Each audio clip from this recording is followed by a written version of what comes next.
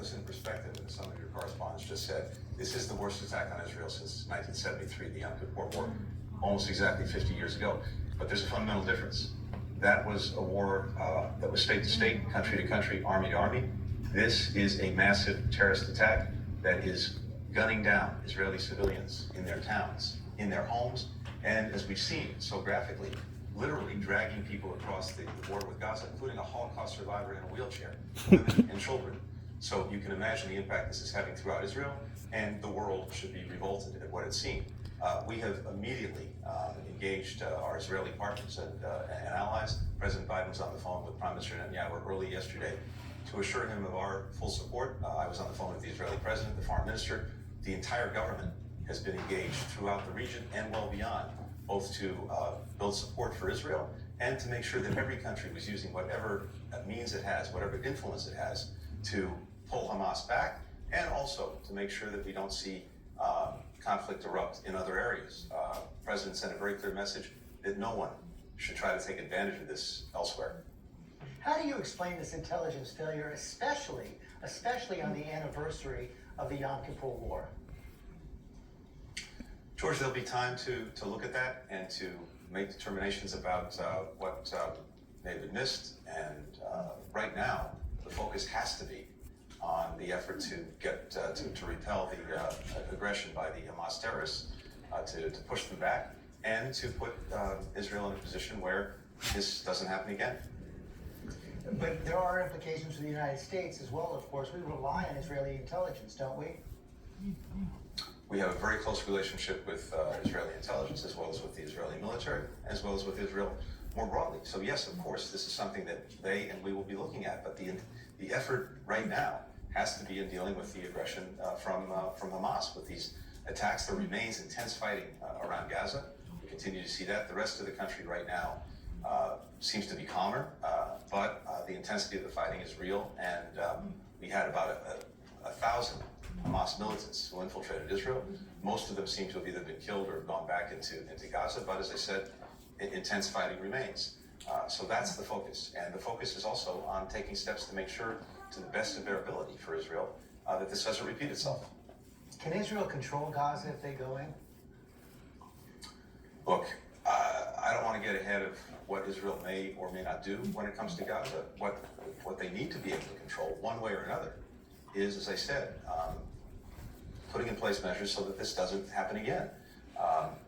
No country should be expected to live with the fear, the possibility, and now the actuality of terrorists crossing a border, coming into people's homes, gunning them down in the street, dragging them across the border, and making hostages of them. That is intolerable. Sounds like what America does. It's intolerable for Israel, and one way or another, they're going to have to take steps to make sure that, to the best of their ability, this doesn't repeat itself. As I discussed with Steve Gannon, the U.S. had been making progress in these negotiations with Saudi Arabia and Israel. What happens to that now? George, it's no surprise that those opposed to the efforts to normalize relations between Saudi Arabia and Israel, and more broadly, to normalize Israel's relations with countries throughout the region and beyond, who opposes it? Hezbollah, Hamas, and Iran. So, to the extent that this was designed to try to derail the efforts that were being made, that speaks volumes. Right now, the focus is on dealing with this attack, dealing with Hamas, and we'll come to the normalization efforts, which, by the way, are incredibly difficult when it comes to Saudi Arabia and Israel. Lots of hard issues to work through. But if we could get there, that would significantly advance stability in the region. It would offer so many greater prospects for people in all of these countries. And there are basically two paths that are before the region right now. One is the path of normalization, of integration, of people working together. And by the way, in that and on that path, it's not a substitute for resolving the differences between Israelis and Palestinians. On the contrary, it needs to be used to advance that effort as well. But that's one path. The other path is what we've seen from Hamas. Terrorism, horror, and something that offers not only nothing to people throughout the region, it offers nothing to the Palestinians. On the contrary, everything that Hamas does makes their situation, their plight, even worse. They bring nothing but death and destruction, not only to Israelis, but to Palestinians. So the paths are clear.